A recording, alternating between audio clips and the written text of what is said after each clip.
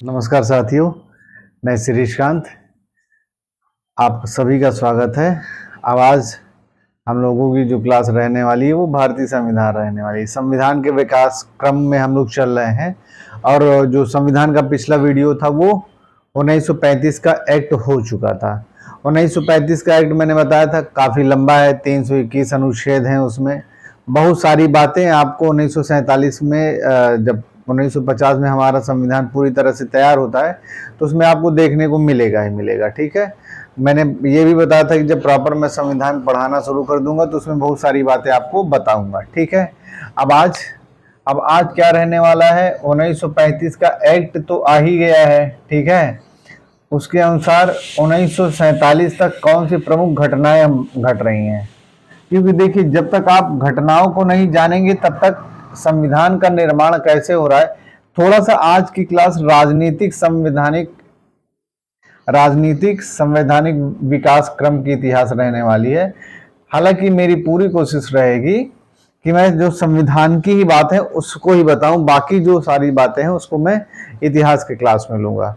लेकिन अब चूंकि मजबूरी है, थोड़ा बहुत समझाना है, इस वजह से आपको ये समझना पड़ेगा। ठीक है, तो मेन बात तो ये है कि 1935 से 47 के बीच में प्रमुख घटनाएं कौन सी घट रही हैं। ठीक है, और हो सकता है कि जो आज का पूरा चैप्टर है या जो पूरा वीडियो है एक लेक्चर में ना आ पाए, तो इसको हम, क्योंकि इसमें क्रिप्स मिशन भी है, वेवेल योजना भी है, शिमला समझौता भी है, कैबिनेट मिशन भी है, अंत में भारतीय स्वतंत्रता अधिनियम 1947 भी है। अगर मैं पूरा पढ़ाने बैठूंगा तो 2.5-3 घंटे लग जाएंगे। तो इसको अच्छा है कि 2 वीडियो में बना लिया जाएगा, कुछ आज देख लिया जाएगा, कुछ अगली वीडियो में देख लिया जाएगा। आप लोगों के लिए भी आराम रहेगा और मेरे लिए तो ठीक है। अगर तो 1935 से 1947 तक जो प्रमुख घटनाएं हो रही हैं जो भारतीय संविधान के बनने के क्रम में घट रही हैं। ठीक है, और जिनका भारतीय संविधान के विकास में बहुत जबरदस्त योगदान रहता है। जैसे अगर आपको पता हो कि 3 सितंबर 1939 से क्या शुरू हो रहा है, द्वितीय विश्व युद्ध शुरू हो रहा है। ठीक है, हालांकि द्वितीय विश्व युद्ध का शुरुआत तो 1 सितंबर को ही हो गई है, लेकिन कई सारी किताबों में 3 सितंबर इसलिए दिया जाता है क्योंकि इस डेट को 3 सितंबर को ब्रिटेन और फ्रांस ने युद्ध की घोषणा कर दी थी नाजी जर्मनी के विरुद्ध में। ठीक है, ये है, आपको किताब में 3 सितंबर को शुरुआत हो जाती है, लेकिन हुआ यह था कि 1 सितंबर को जर्मनी ने पोलैंड के विरुद्ध हमला कर दिया था। जर्मनी ने पोलैंड के विरुद्ध हमला कर दिया था, यानी हिटलर ने 1 सितंबर को ही शुरू कर दिया था।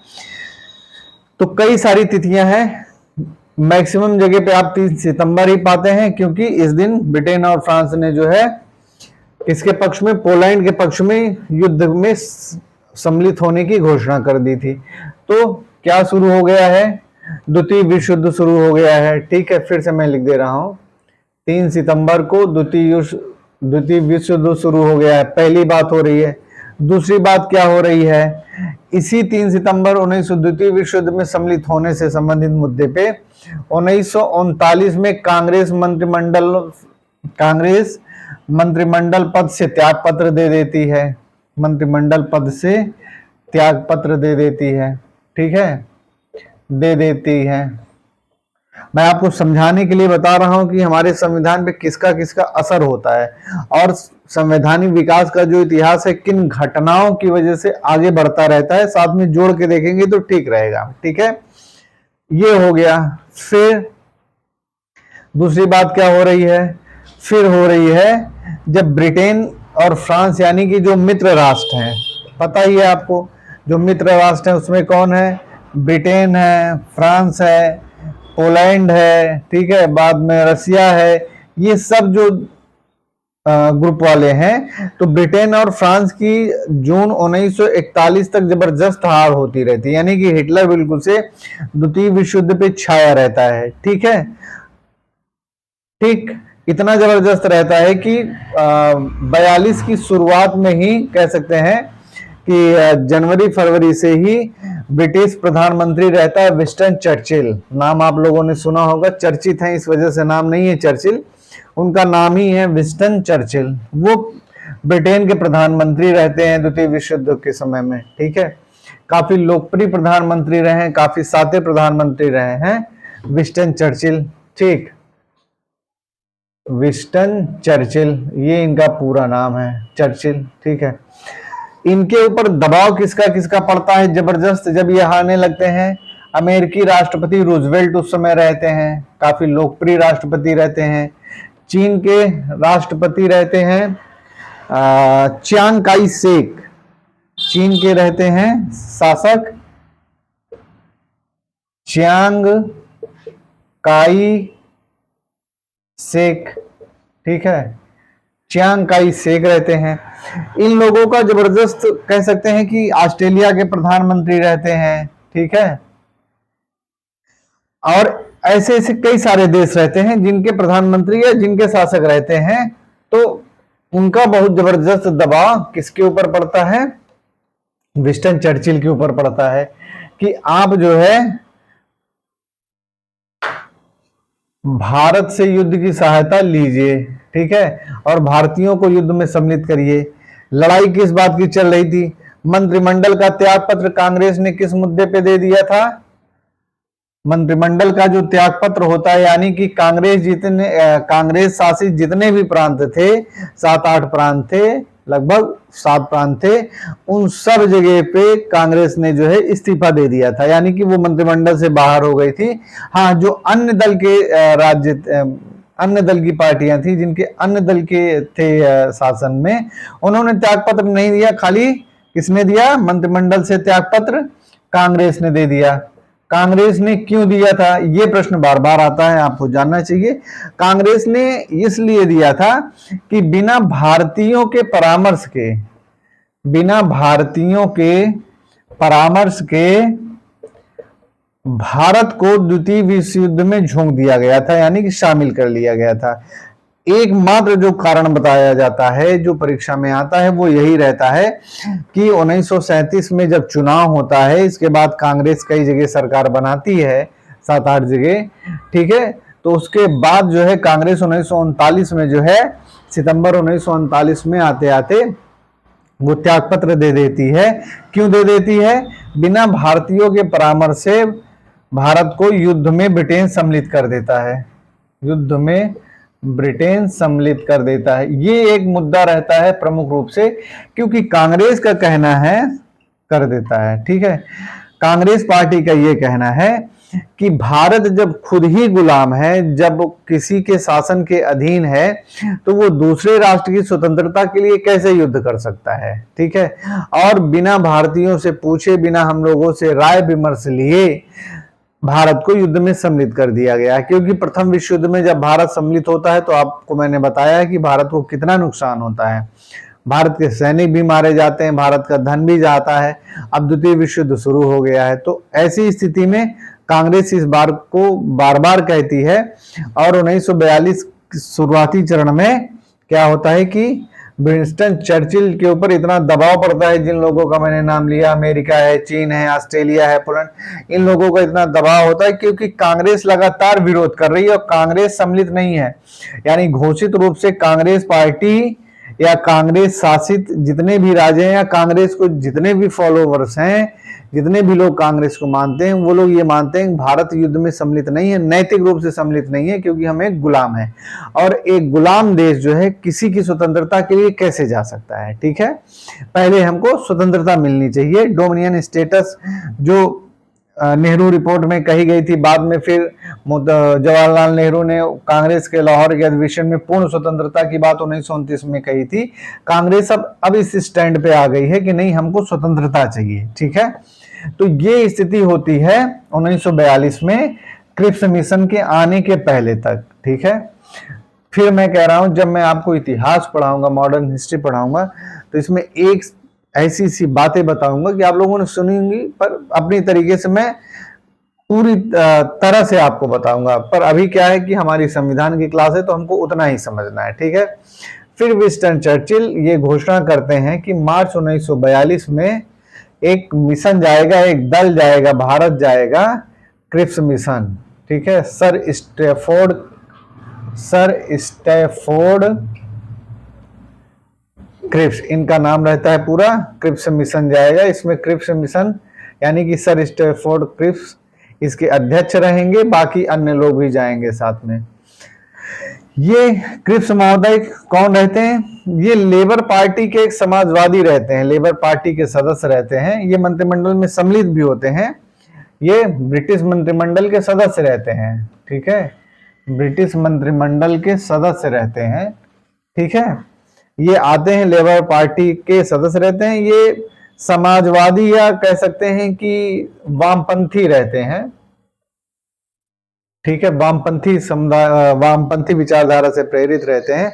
और क्रिप्स मिशन, क्रिप्स जो है ये भारत के आंदोलन के समर्थक रहते हैं।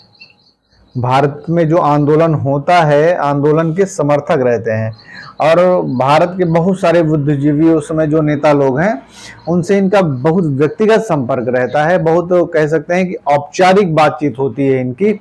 और भारत के विषय में क्रिप्स महोदय की बड़ी गंभीर विचारधारा है, खास करके यहाँ के जो व्यवस्था चल रही है कहीं न कहीं वो भारतीयों की भागीदारी को बढ़ाने के पक्ष में रहते हैं। तो ऐसे समय में आते हैं, एक मसौदा लेके आते हैं, इसलिए कि कांग्रेस ये घोषणा कर दे कि चलिए ठीक है, हम द्वितीय विश्व युद्ध में सम्मिलित हैं। और ऐसा क्यों होता है?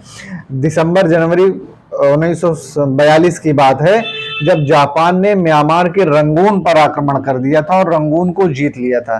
क्योंकि जापानी है जो 1941 के एंड में अमेरिका के पर्ल हार्बर पर आक्रमण करके उसको भी तहस नहस कर दिया था।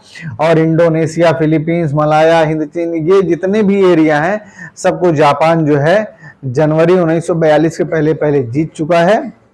और जापान विरोधी गुट में है, यानी कि नाजी दल में है, यानी कि जो ध्रुव विरोधी ग्रुप है उसकी तरफ है, जर्मनी की तरफ है, ठीक है। तो जब जापान भारत के दरवाजे पे आ गया है बिल्कुल से और दस्तक दे रहा है, फरवरी की बात है कि रंगून को जीत लिया है, तब भारतीय भी और खास करके गांधी जी लोग जो है इस समय जबरदस्त बात को लेख में लिखते हैं, बताते हैं, जगह जगह सभाएं करते हैं कि ब्रिटिश सरकार जो है उससे हमको ज्यादा खतरा इस समय नहीं जितना जापानियों से है, ठीक है। और ये मानते हैं कि जो दूसरा गुट है यानी कि जर्मनी और जापान, ये लोग जो है ये लोकतंत्र को मार रहे हैं, यानी प्रजातंत्र को समाप्त कर रहे हैं। ऐसा कांग्रेस के बहुत सारे नेताओं का मानना रहता है। इसी वजह से वो जापान का विरोध करते हैं और जल्दी से जल्दी वो भी चाहते हैं कि कुछ हल उसका निकले, ठीक है। तो बस देखते हैं, क्रिप्स मिशन में बहुत सारी कोई ऐसी बात नहीं रहती, 2-3 बात रहती है। क्रिप्स मिशन मार्च 1942 में आ जाता है, 26 मार्च की बात रहती है, क्रिप्स मिशन आ जाता है, ठीक है। डेट आप लोग देख लीजिएगा, ठीक है। मार्च 1942 में क्रिप्स मिशन आता है। इसके बाद फिर क्या होता है? क्रिप्स मिशन आते हैं, 2-3 बातें प्रमुख रूप से वो कहते हैं। क्या कहते हैं? कि स्वतंत्रता के बाद, वो युद्ध के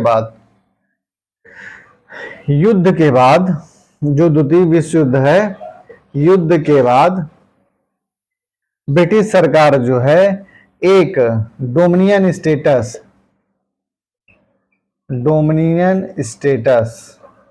ठीक है, यानी कि प्रांतीय स्वायत्तता जिसको हिंदी में बोला जाता है, प्रांतीय स्वायत्तता, स्वतंत्रता जिसको बोला जाता है। युद्ध के बाद ब्रिटिश सरकार डोमिनियन स्टेटस के विषय में सोचेगी, यानी कि भारत के लिए सोचेगी, डोमिनियन स्टेटस के विषय में सोचेगी, ठीक है।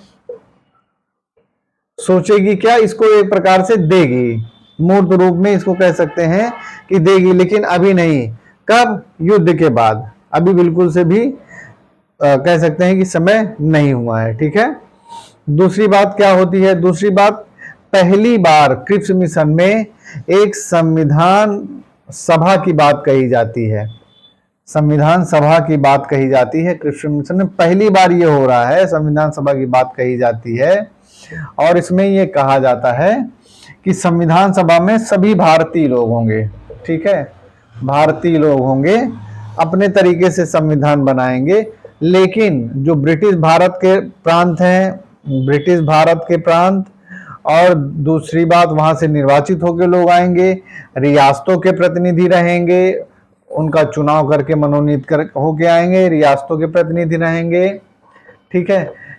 और तीसरा, इन दोनों में से अलावा जो प्रांत रहेंगे, अगर वो संविधान सभा में सम्मिलित होना चाहेंगे तो उनकी स्वेच्छा रहेगी। अगर वो संविधान सभा को मानेंगे तो ठीक रहेगा, नहीं मानेंगे तो युद्ध के बाद ब्रिटिश सरकार इनके विषय में सोचेगी। ठीक है, तो क्या बात कही जाती है कि एक संविधान सभा निर्माण की बात पहली बार कही जा रही है। इसमें भारतीय होंगे, लेकिन वो कहां से आएंगे? ब्रिटिश भारत के प्रांतों से चुन के आएंगे, रियासतों के प्रतिनिधि के रूप में आएंगे, रियासतों के लोग उनको मनोनीत करेंगे, और जो तीसरे प्रकार के प्रांत हैं वहां के लोग अगर इस सभा में सम्मिलित होना चाहेंगे तो उनका स्वागत रहेगा। ठीक है, और स्वतंत्र जो अतिरिक्त प्रांत है, स्वतंत्र अतिरिक्त प्रांत की स्वेच्छा रहेगी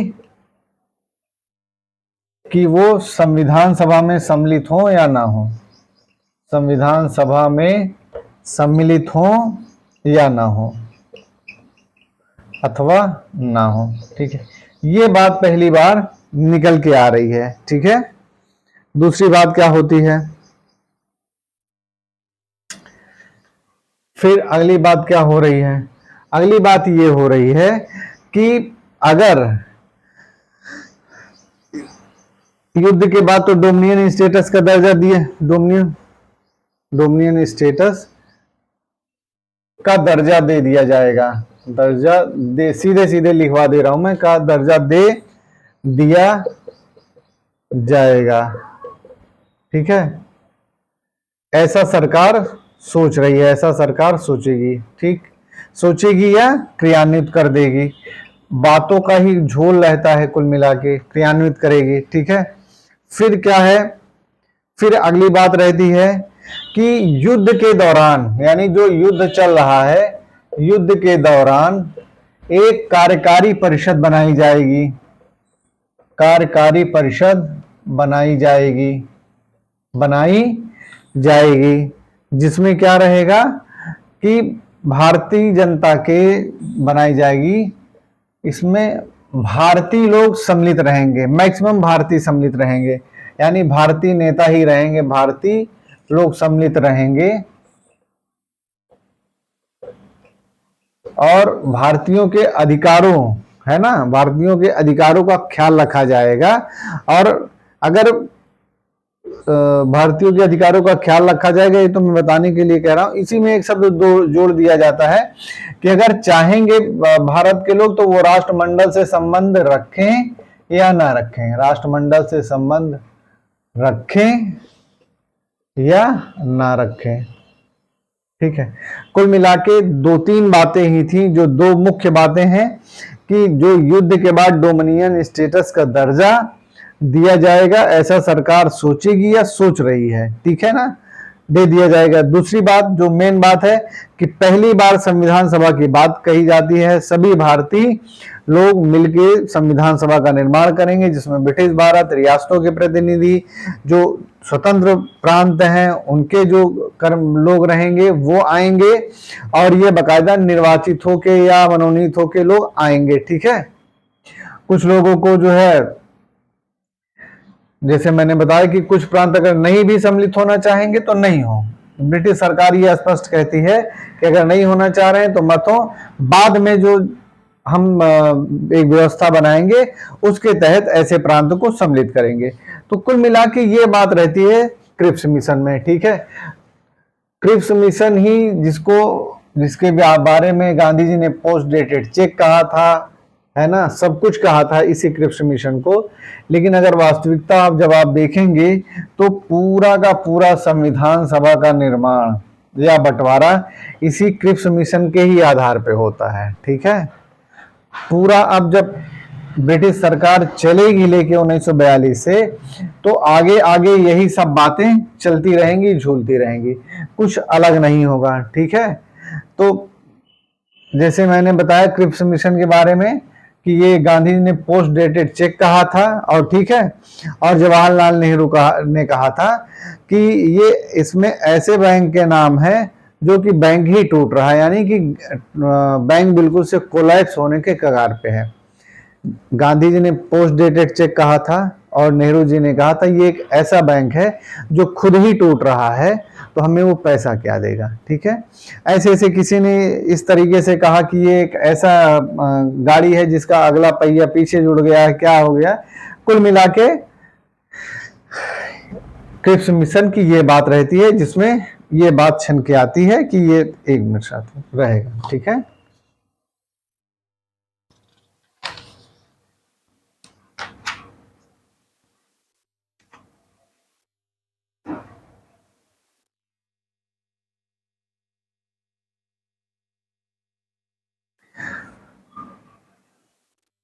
जो मैंने बातें बताई क्रिप्स मिशन के विषय में बिल्कुल एग्जैक्ट ऐसे ही है। ठीक है, थोड़ा सा कोई भी ऐसा कंफ्यूजन नहीं, बस समझने वाली बात है।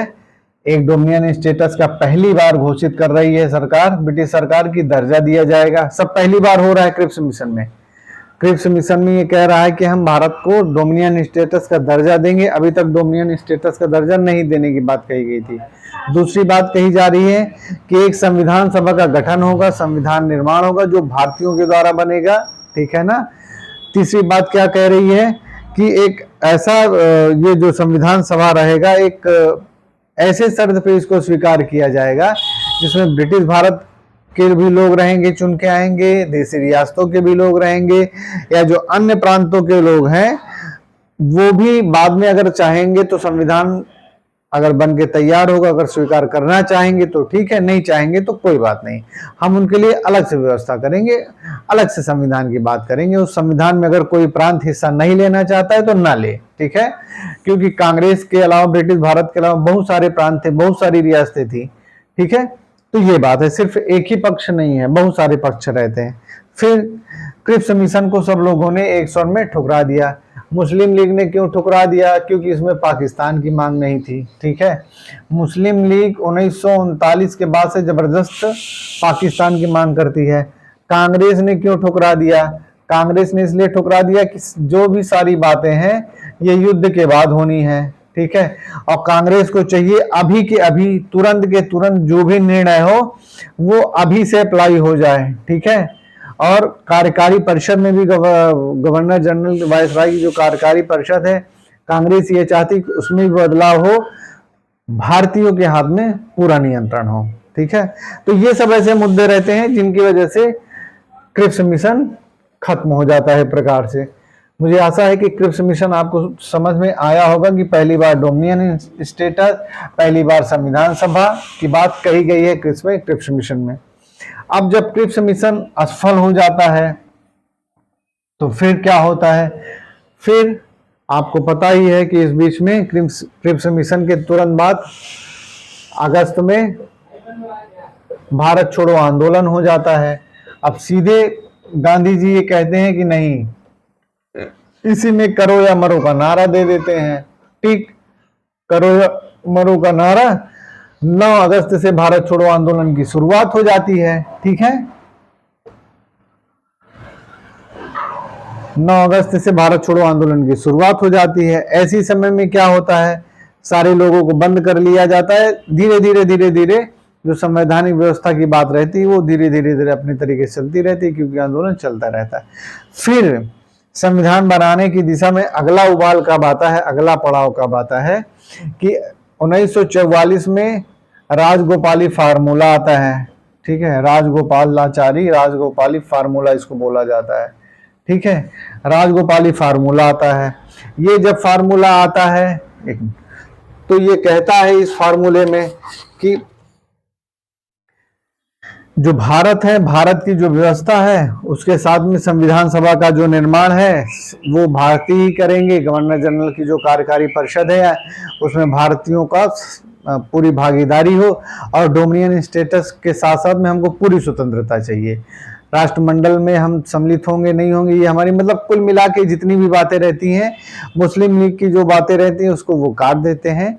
राजगोपाली जो फार्मूला रहता है उसके अनुसार वही है कि कुल मिला के जो कांग्रेस मांग कर रही है उन्हीं सब बातों को राजगोपाली फार्मूला दे देते हैं। ठीक है, फिर क्या होता है कि लाल लिथिगो वायसराय रहते हैं। ठीक है, 1943 मध्य के बाद से इनके स्थान पे वायसराय कौन बन जाते हैं? वेबल बन जाते हैं। वायसराय वेबल बन जाते हैं। अब जब ये वायसराय बनते हैं तो आपको पता है कि 1944 के एंड में ही लगभग युद्ध समाप्त हो जाता है, समाप्त होने की कगार पे रहता है। कह सकते हैं कि ब्रिटेन आदि जो मित्र राष्ट्र रहते हैं वो युद्ध जीतते रहते हैं, ठीक है। ऐसी स्थिति में क्या होता है, सरकार जो है ये चाहती है कि भारत में संवैधानिक व्यवस्था को आगे बढ़ाया जाए, ठीक है, क्योंकि एक संविधान सभा का निर्माण हो जिसमें भारतीय लोग रहें, अपने विषय में बनाए, वो सबके लिए लागू हो। लेकिन जो उसको ना माने, जरूरी नहीं कि उसको भी स्वीकार करना पड़े, क्योंकि ब्रिटिश सरकार जो है, जो ब्रिटिश मंत्रिमंडल है या जो ब्रिटिश आका है, वो सांप्रदायिकता को भी लगातार बढ़ावा दिए हैं। आपको पता ही है, बिल्कुल से 1919 के एक्ट में जो 1919 का अधिनियम आया था, उसमें सिख, दलित, सिख, यूरोपी, इन लोगों को भी सांप्रदायिक प्रतिनिधित्व का अधिकार दे दिया था, ठीक है। ऐसी स्थिति में क्या होता है कि 1945 में फिर वेवेल जाता है, लंदन जाता है, वहां पे मुलाकात करता है और वेवेल लौट के आता है, ठीक है। जब वेवेल लौट के आता है, एक मिनट साथियों, थोड़ा पानी पी लें।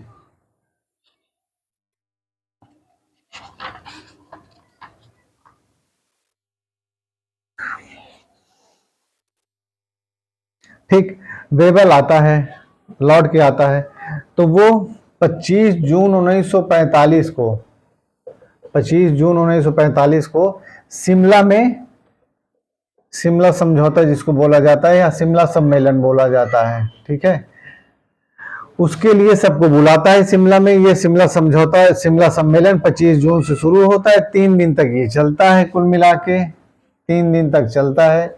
जो वेवेल योजना होती है उसका जो एक प्रकार से कह सकते हैं उसका प्रकाशन वो 14 जून को करवा देता है।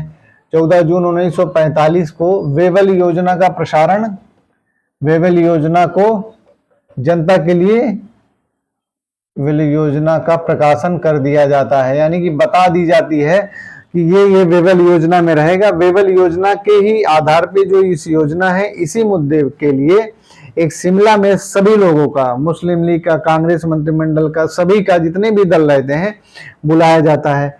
तो ये जब बुलाया जाता है तो शिमला सम्मेलन इसी को बोला जाता है, ठीक है। और इसमें 3 दिन के बाद कुल मिला के कुछ भी हासिल नहीं होता, अंत में वेवेल योजना असफल हो जाती है, या शिमला सम्मेलन को स्वयं वेवेल असफल घोषित कर देते हैं, ठीक है।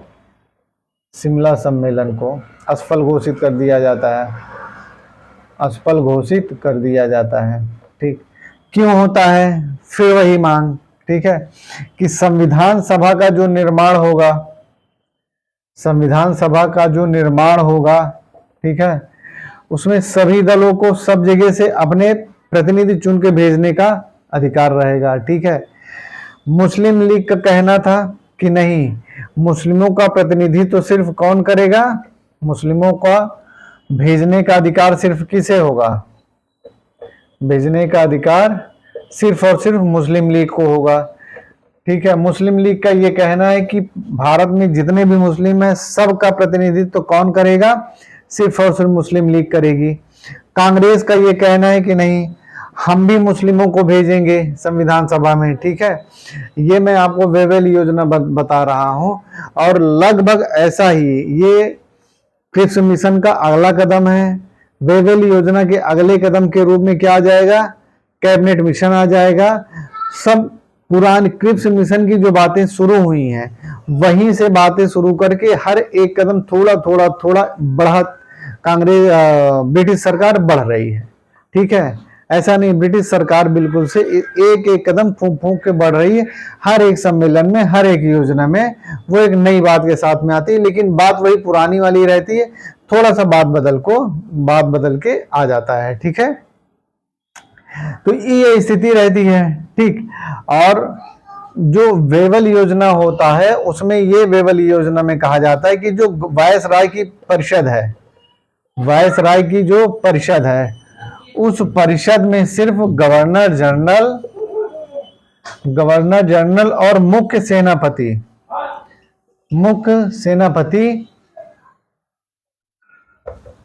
मुख्य सेनापति को छोड़ के, ठीक है, ध्यान से सुनिएगा, वेवल योजना या शिमला योजना में यह बात कही जाती है कि गवर्नर जनरल और मुख्य सेनापति को छोड़ के बाकी कार्यकारी परिषद में सभी लोग भारतीय रहेंगे। थोड़ा खोल दो।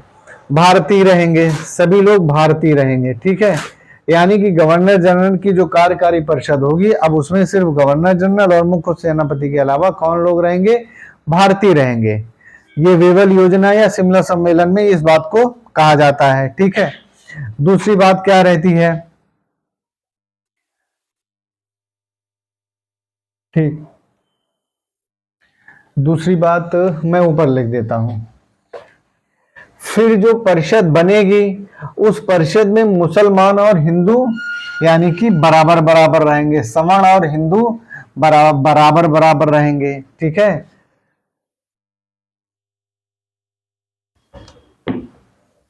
जो परिषद बनेगी, एक नई परिषद का जो गठन होगा उसमें सवर्ण और मुस्लिम दोनों क्या रहेंगे? बराबर बराबर रहेंगे, ठीक है। बराबर सदस्यों की भागीदारी रहेगी, भागीदारी रहेगी, ठीक है। फिर क्या होता है इसमें? सभी दलों की एक सम्मिलित सभा बुलाई जाएगी जिसमें जो परिषद रहेगी उसके लिए एक प्रकार से समझौता हो सके, सभी लोग स्पष्ट रूप से अपनी हामी भर दे। ये बात बेबल योजना में या शिमला समझौता, जिसको शिमला समझौता रहता है, वो रहता है। शिमला समझौता असफल क्यों होता है? मैंने बताया कि मुस्लिम लीग ये चाहती थी कि जो भी इस सभा में या जो बाद संविधान सभा का निर्माण होगा या जो कार्यकारी परिषद होगी, मुस्लिमों का प्रतिनिधित्व यानी मुस्लिमों को कहीं भी भेजने का प्रतिनिधित्व जो ब्रिटिश सरकार की तरफ से भारत के स्वतंत्रता के लिए, डोमिनियन स्टेटस के लिए बनता है, उसमें सिर्फ और सिर्फ भागीदारी किसकी रहेगी? सिर्फ मुस्लिम लीग की रहेगी। मुस्लिम लीग ही एकमात्र संस्था रहेगी मुस्लिमों को उस सभा में भेजने के लिए। कांग्रेस कहती है ऐसा नहीं होगा। कांग्रेस में भी बहुत सारे मुस्लिम रहते हैं, या जो पंजाब में यूनियनिस्ट दल रहता है, खिज़्र हयात खयान रहते हैं, वो जो संघी विचारधारा के, संघी विचार मतलब कि संघी दल रहता है, यूनियनिस्ट पार्टी रहती है, उनकी पार्टी का नाम यूनियनिस्ट पार्टी रहती, संघी दल रहता है, तो वो भी मुस्लिम लीग के विरोधी रहते हैं। और छोटे छोटे दल, हिंदू महासभा आदि ऐसे जो छोटे छोटे दल रहते हैं, वो मुस्लिम लीग की बात का विरोध करते हैं, ठीक है। तो इस वजह से बेवल योजना भी असफल हो जाती है, इसको असफल घोषित कर दिया जाता है।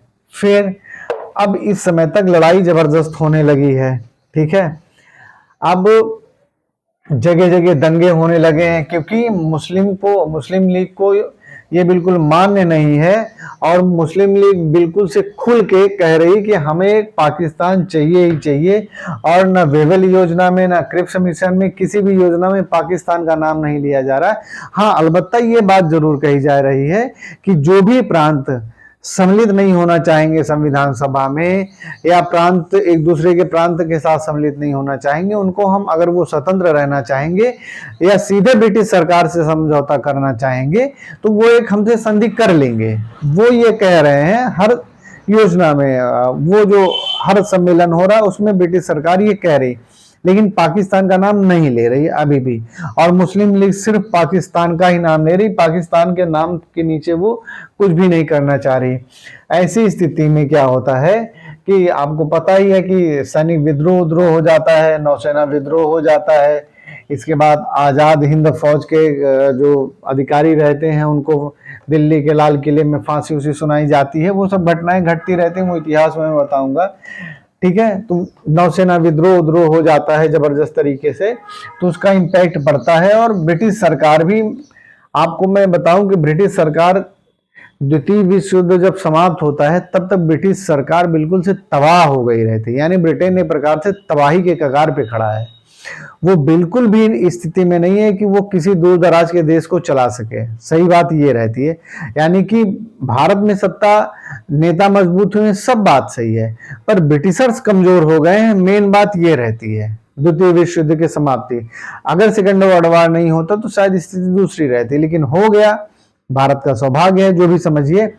ऐसी स्थिति में फिर क्या होता है, फिर वहां पे सरकार बदल जाती है। ठीक है, कहां पे, ब्रिटेन में सरकार बदल जाती है। ब्रिटेन में सरकार आ जाती है 1946 में, शुरुआत में ही लेबर दल की, श्रमिक पार्टी जिसको बोला जाता है, श्रमिक दल, लेबर पार्टी की सरकार आ जाती है और प्रधानमंत्री कौन बन जाते हैं, एटली बन जाते हैं। ठीक है, एटली प्रधानमंत्री बन जाते हैं और फिर इसी के समय में भारत के राज्य सचिव बन जाते हैं। भारत के राज्य सचिव का पद चल रहा है, भारत के राज्य सचिव बन जाते हैं कौन, लॉर्ड पैथिक लॉरेंस। ठीक है, लॉर्ड पैथिक लॉरेंस। ठीक है, ये राज्य सचिव मैंने बताया है कि ब्रिटिश कैबिनेट का एक मेंबर रहते हैं, सदस्य रहते हैं, ब्रिटिश मंत्रिमंडल का सदस्य रहते हैं, ये अनिवार्य है। ठीक है, यानी कि ब्रिटिश कैबिनेट का सदस्य रहते हैं। मैं बार बार बता रहा हूं, भूलिएगा मत, जो भारत का राज्य सचिव है वो ब्रिटिश मंत्रिमंडल का एक सदस्य होता है, वही राज्य सचिव रहेगा, सदस्य होता है। ठीक है, 1946 में नौसेना विद्रोह जब होता है तो ब्रिटेन में हलचल हो जाती है। ठीक है, और कांग्रेस भी बिल्कुल खुल के आ गई, मुस्लिम लोग बिल्कुल से कह रहे कि नहीं, हमको तुरंत के तुरंत पाकिस्तान चाहिए तो चाहिए, किसी भी कीमत पे, उससे कम का समझौता वो नहीं करना चाह रही है। ठीक है, तो ऐसी स्थिति में क्या होता है कि 19 फरवरी 1946 को लॉरेंस जो है, लॉर्ड पैथिक लॉरेंस ने हाउस ऑफ लॉर्ड्स में, ठीक है, हाउस ऑफ लॉर्ड्स में, यानी कि जो ब्रिटेन का ऊपरी सदन है हाउस ऑफ लॉर्ड्स, निचला सदन जो है हाउस ऑफ कॉमन्स बोला जाता है, लॉरेंस ने ये घोषणा की जो है कि एक ब्रिटिश मंत्रिमंडल का कैबिनेट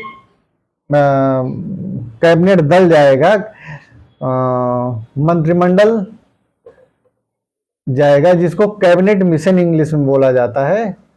कैबिनेट मिशन आप लोग जानिए, एक कैबिनेट मिशन भारत जाएगा जिसमें वो खुद भी शामिल होंगे। ठीक है, तो कैबिनेट मिशन में कौन कौन शामिल हो रहा है, लॉर्ड पैथिक लॉरेंस शामिल हो रहा है जो इसकी अध्यक्षता करेंगे। ठीक है, लॉरेंस महोदय भारत के राज्य सचिव रहते हैं तो वो अध्यक्षता करेंगे। ठीक है, दूसरा कौन जाएगा, क्रिप्स आएंगे, क्रिप्स महोदय आएंगे। ठीक है, तीसरा आते हैं अलेक्जेंडर, एवी अलेक्जेंडर, ये नौसेना अध्यक्ष रहते हैं ब्रिटेन के। ठीक है, एवी अलेक्जेंडर ये नौसेना अध्यक्ष रहते हैं ब्रिटेन के। ठीक है, नौसेना अध्यक्ष रहते हैं, ये राज्य सचिव रहते हैं। ठीक है, और यही अध्यक्षता भी करते हैं।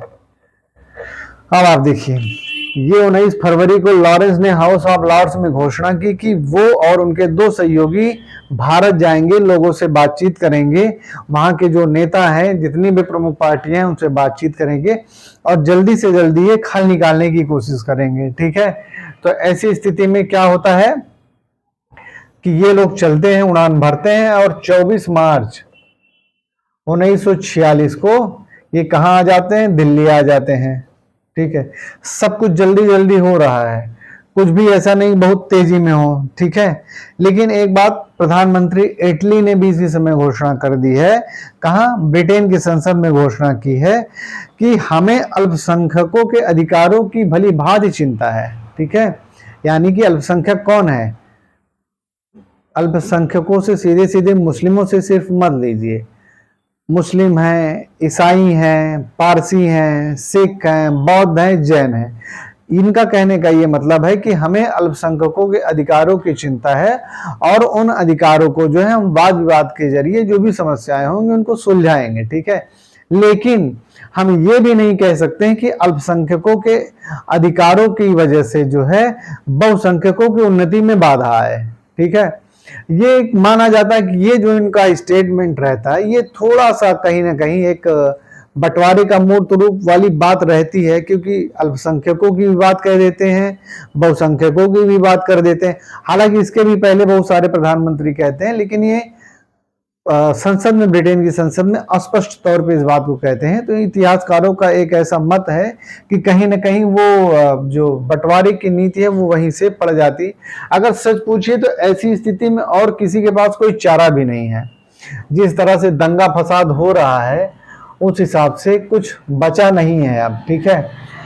तो कुल मिला के ये लोग आ जाते हैं दिल्ली, 24 मार्च 1946 को दिल्ली पहुंच आते हैं। इसके बाद क्या होता है, जो लॉर्ड वेवल कौन रहते हैं, वायसराय इसमें कौन है यहाँ पे भारत में, वेवल हैं, लॉर्ड वेवल हैं, ठीक है, लॉर्ड वेवल हैं। लॉर्ड वेवल से इन लोगों की मुलाकात होती है और दोनों लोगों का एक संयुक्त वक्तव्य, यानी कि जो कैबिनेट मिनिस्टर्स हैं, कैबिनेट यानी कि कैबिनेट मिशन है और लॉर्ड वेवल का एक संयुक्त बयान आता है या संयुक्त प्रेस रिलीज होती है। क्या होता है और किस तारीख को होता है, ये 16 मई 1946 को प्रकाशित होता है, ठीक है। क्या प्रकाशित होता है, यही बात बाद में एक प्रकार से कह सकते हैं बहुत कुछ चीजों का आधार बनेगी।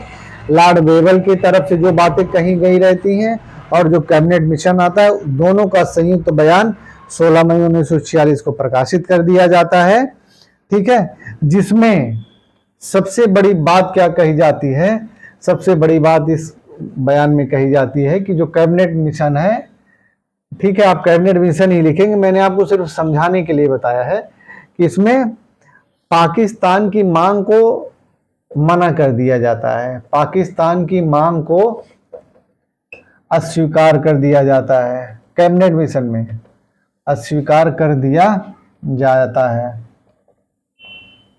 ठीक है, जो सबसे बड़ी बात है। फिर दूसरी क्या बात है, एक संविधान सभा के निर्माण की बात कही जाती है, ठीक है। एक मिनट साथी,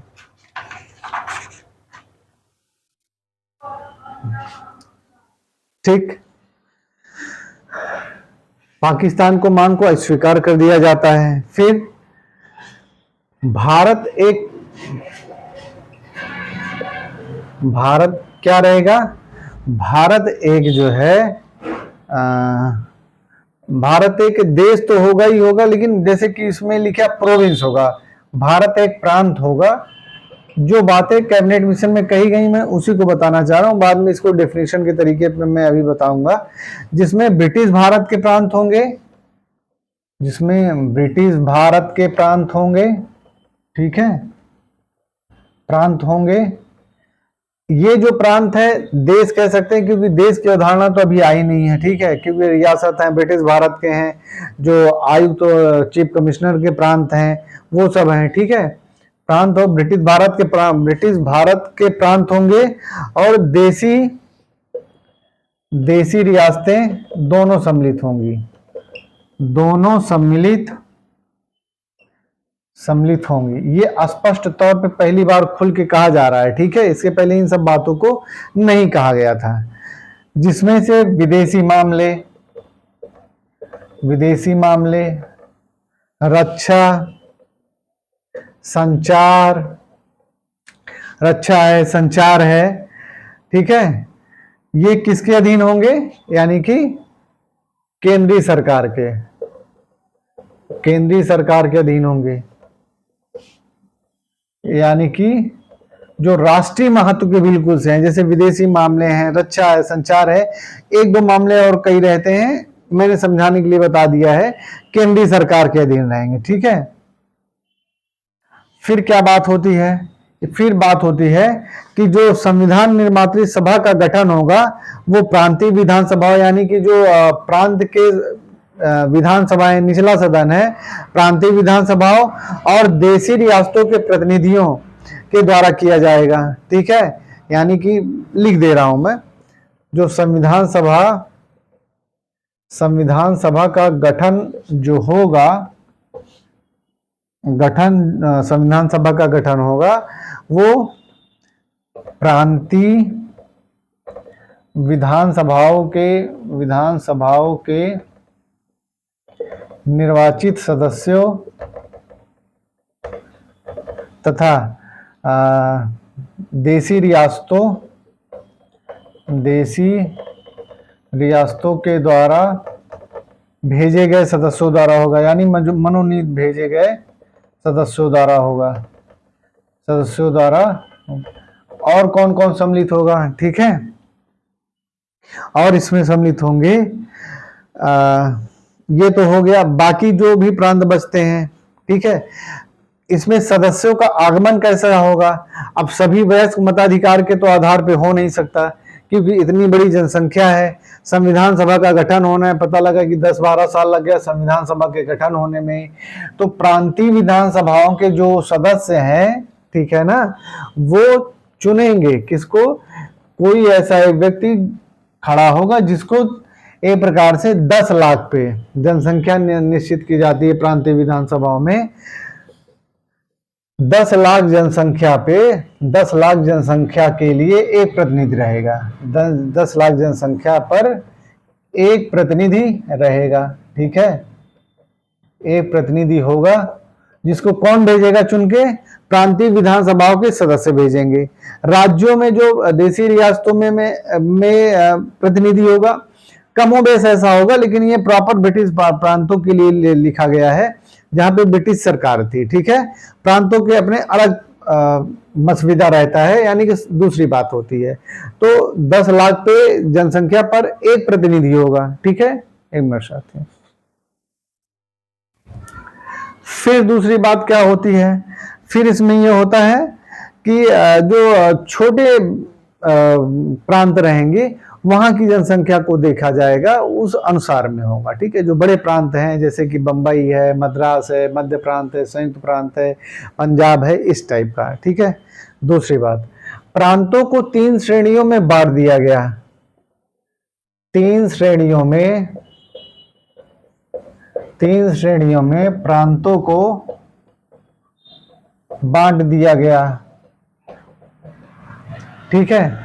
अब 3 श्रेणियों में कौन कौन से बांटा गया, जैसे पहले का प्रांत है। का प्रांत में कौन कौन रहेंगे, जो खास करके ब्रिटिश भारत के प्रॉपर प्रांत हैं। कौन कौन से प्रांत हैं उसमें, बंबई है, बिहार है, मध्य प्रांत है, मध्य प्रांत के अलावा है मद्रास है,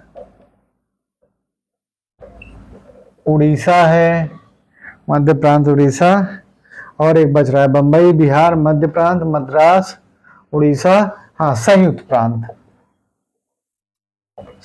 प्रांत। ये प्रॉपर किसके प्रांत हैं, ब्रिटिश भारत के प्रांत हैं, ठीक है। दूसरा, जहां पे ब्रिटिश भारत के ही हैं, खास करके जहां पे मुस्लिम बाहुल्य जनसंख्या है, ठीक है। इसको आप समझिएगा, जहां पे मुस्लिम बाहुल्य जनसंख्या है वो वाले प्रांत रहेंगे, जैसे पश्चिमोत्तर सीमा प्रांत है, बलूचिस्तान, सिंध आदि पश्चिमोत्तर सीमा प्रांत हैं, जिसमें खास करके सिंध और पंजाब है, ठीक है, सिंध, पंजाब, ठीक है। इधर कौन है, इधर सब बलूचिस्तान वाले सब जो लगा हुआ है, ठीक है। तीसरा जो प्रांत होगा वो असम और बंगाल का होगा, ठीक है। बड़ी विचित्र व्यवस्था आ रही है, हो सकता है एक बार में ना समझ में आए, मैं इसको दोबारा आपको पढ़ाऊंगा जब मैं इतिहास पढ़ाऊंगा, क्योंकि अभी तो सिर्फ संविधान के अनुसार मैं आपको पढ़ा रहा हूँ, संवैधानिक जो स्थितियां उसके लिए पढ़ा रहा हूँ। उस समय राजनीतिक इतिहास भी पढ़ाऊंगा, तो साथ में दोबारा इसको फिर से मैं पढ़ा दूंगा, तो चीजें समझ में आ जाएंगी। तीसरा कौन है, आसाम और बंगाल है, ठीक है। इसी में कौन है, दूसरे वाले प्रांत में पंजाब भी है, सिंध और पंजाब भी है, ठीक है। तो जहां मुस्लिम बाहुल्य ज्यादा है उसको बीच में रख दिया गया है। असम और बंगाल की स्थिति थोड़ा सा अलग है, तो उनको तीसरे में रख दिया गया है। बंबई, बिहार, मध्य प्रांत, उड़ीसा इस तरह से हैं, ठीक है। ये तो होता है कुल मिला के। अब इसमें जो संविधान सभा का गठन होगा, कुल कितने सदस्य होंगे, ठीक है। तो इसको भी 3 तरीके से बांटा गया है, जैसे कि सामान्य निर्वाचन, सांप्रदायिक निर्वाचन। सांप्रदायिक निर्वाचन का मतलब कि जैसे कि किसके लिए, मुस्लिम है, सिख है, एक वर्ग वो रहेगा जो उन लोगों के लिए वोट करेगा, सामान्य निर्वाचन रहेगा। इसके बाद किसके प्रांत रहेंगे, जो चीफ आयुक्त के हैं, कमिश्नर के प्रांत हैं, वो इस तरह से प्रांत रहेंगे। ठीक है, तो ये होना चाहिए। ठीक, तो मैंने आपको बताया कि भारत में एक प्रांत होगा यानी एक संघ होगा। अगर आप उसको, जो मैंने शुरू में लिखवाया प्रांत, उसको संघ लिख सकते हैं। ठीक है ना, भारत में एक अखिल भारतीय जिस संघ की बात कही गई है, लगभग लगभग कुछ वैसा ही इसमें कहा गया। संघ होगा जिसमें कौन कौन शामिल होंगे, जो है ब्रिटिश भारत के प्रांत, देशी रियासतें। ठीक है, बाकी विदेशी मामले, रक्षा, संचार आदि केंद्र संघ देखेगा। ठीक, टैक्स वैक्स वही लगा सकेगा। प्रतिनिधि जो जाएंगे उस संघ में दोनों से जाएंगे, देशी रियासतों से भी जो ये संघ बनेगा दोनों लोग जाएंगे। फिर से मैं बता रहा हूं, ब्रिटिश भारत के भी लोग जाएंगे, देशी रियासतों के भी प्रतिनिधि जाएंगे। ठीक है, इसके बाद केंद्र को, केंद्रीय विषय को छोड़ के जो प्रांतीय विषय रहेंगे, जो सूची बनी है 1919 में, अगर उसी सूची को मान लिया जाए, जो भी सूची में विषय रहते हैं जो प्रांतीय विषय हैं, उस पर पूरा अधिकार विषय जो है बनाने का मंत्रियों का रहेगा। ठीक है, उसमें केंद्र का बिल्कुल भी हस्तक्षेप नहीं होगा प्रांतीय सूची में। ठीक है, ये सब बातें इसमें हो रही हैं। फिर जो मैंने बताया कि इसमें एक प्रांत रहेगा, प्रांतों को अपने गुट बनाने की बात जैसे विवेल योजना में ही आ जाती है, उसको और डिफाइन कर दिया जाता है कि जो भी प्रांत रहेंगे, अगर वो संघ में नहीं जाना चाहते हैं तो एक अपना 2-4 प्रांत मिलके गुट बना सकते हैं, वो अपने तरीके से चीजों को मैनेज करें, और उनका संबंध अगर वो चाहेंगे तो ब्रिटिश सरकार से रहेगा, यानी कि सम्राट से रहेगा। तो ये सब बातें हो गई हैं। ठीक है, अब जैसे 1 2 3 4 5 6, अब ये जो 6 है, ये अगर कह दीजिए तो ये हिंदू बाहुल्य है, हिंदू बाहुल्य प्रांत हैं। ठीक है, ये कौन से हैं, मुस्लिम बाहुल्य, मैं आपको समझाने के लिए कर रहा हूं, मुस्लिम बाहुल्य प्रांत हैं, और तमाम सारी जनजातियां भी रहती हैं, और ये भी मुस्लिम बाहुल्य प्रांत है। ठीक है, और जनजातियां हैं, क्योंकि आसाम में काफी जनजातियां पाई जाती, तो इस तरीके से आप देखेंगे कि बंटवारा हो रहा है। ठीक है, अब आगे देखिए कि अब इसमें कौन कैसे कहां पे जा सकता है। ठीक है, जो निर्वाचन मंडल बनेगा, यानी कि जो निर्वाचन करने की व्यवस्था होगी, यानी कि जो वोट देने की व्यवस्था होगी, वो तो ऐसे प्रांतों में जहां ब्रिटिश भारत का है वहां पे 10 लाख जनसंख्या पे रहेगा। देशी रियासतों में वो चीज लागू नहीं होगी, वो सिर्फ ब्रिटिश भारत के लिए है। ठीक है, ऐसी स्थिति में क्या रहेगा कि जो गुट बनते हैं वो इस तरह से बनते हैं कि जैसे एक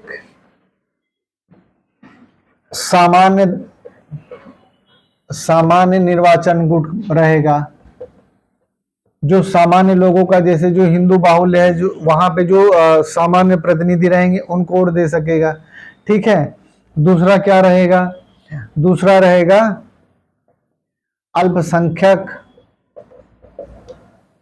अल्पसंख्यक आधारित गुट, जिसको सांप्रदायिक कह सकते हैं, अल्पसंख्यक आधारित गुट, जिसमें अंग्रेज कह रहे हैं, मुस्लिम रहेंगे, सिख रहेंगे, ईसाई रहेंगे, पारसी रहेंगे, यूरोपियन रहेंगे, इंडो यूरोपियन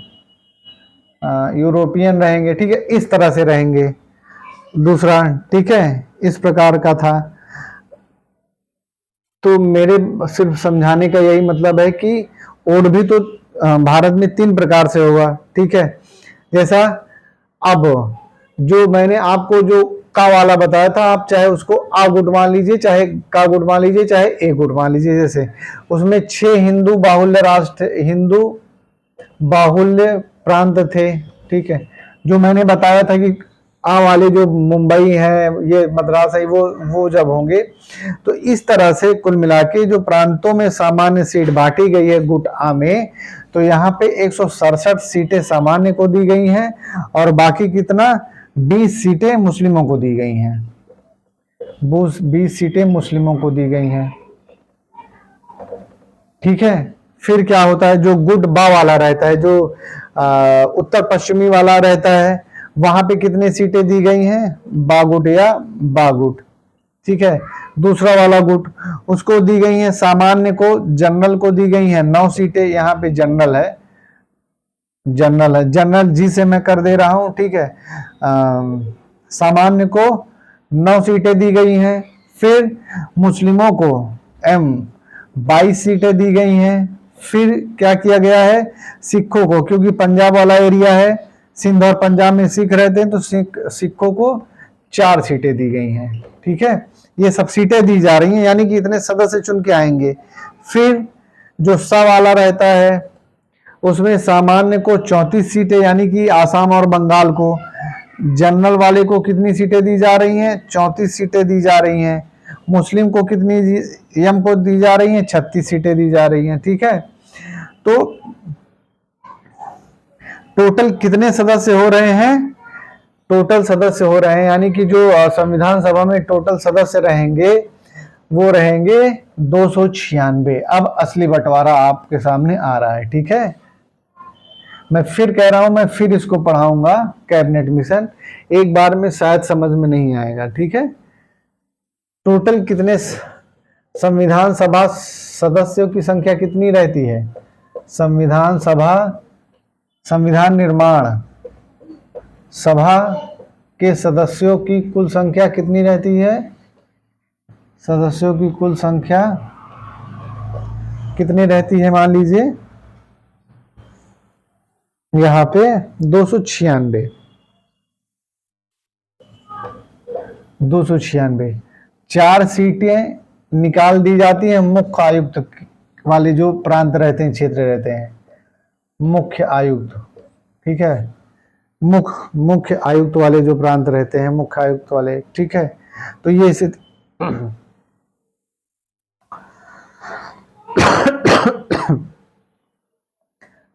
296 में से बचे कितने, 292 सीट, ठीक। अब 292 सीट में से कितने सदस्य,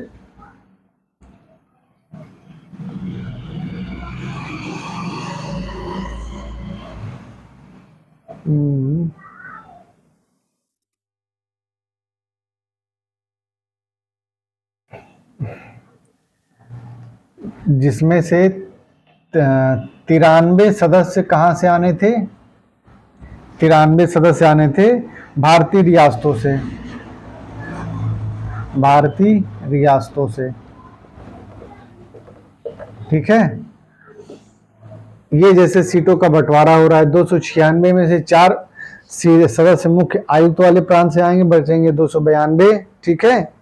तो 292 से 93 सदस्य जो है भारतीय रियासतों से आने थे, इनका चयन विचार विमर्श के द्वारा होना था, ठीक है। तो इस तरह से एक संविधान सभा का निर्माण के गठन होने की बात कही जाती है। थोड़ा सा कह सकते हैं कि टिपिकल है, एक मिनट,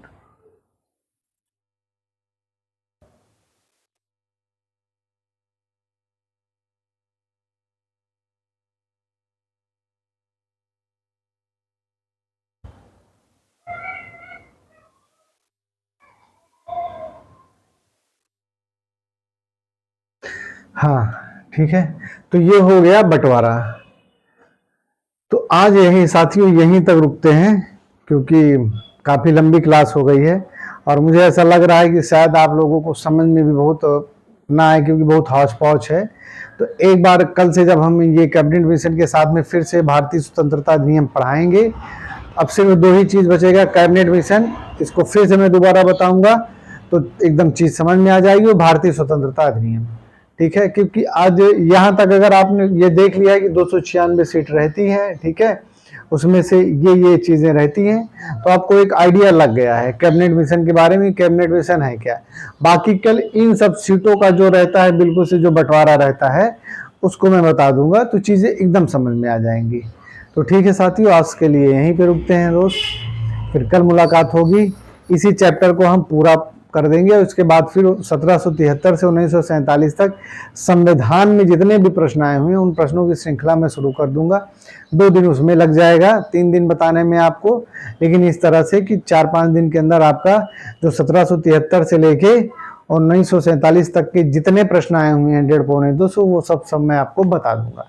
ठीक साथियों, वीडियो को लाइक करिए, शेयर करिए, ज़्यादा से ज़्यादा दोस्तों को बताइए। फिर मिलते हैं अगले वीडियो में। नमस्कार।